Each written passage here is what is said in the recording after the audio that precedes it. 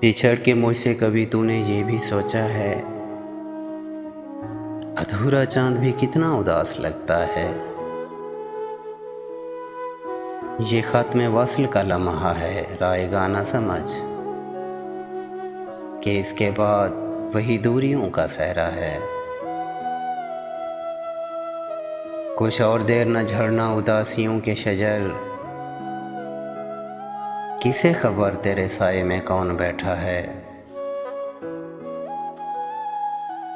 ये रख रखाओ मोहब्बत सिखा गई उसको, वो रूठ कर भी मुझे मुस्कुरा के मिलता है। मैं किस तरह तुझे देखूं, नजर झिझकती है। तेरा बदन है कि ये आईनों का दरिया है।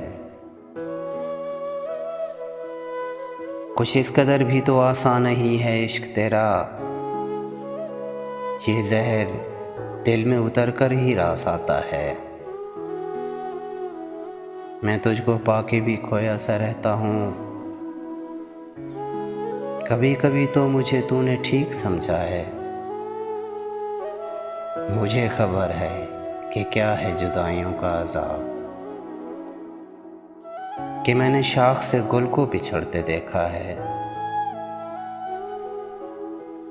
मैं मुस्कुरा भी पड़ा हूँ तो क्यों खफा हैं ये लोग, कि फूल टूटी हुई कब्र पर भी खिलता है। उसे गंवा के मैं जिंदा हूँ इस तरह मौसम, कि जैसे तेज हवा में चिराग जलता है।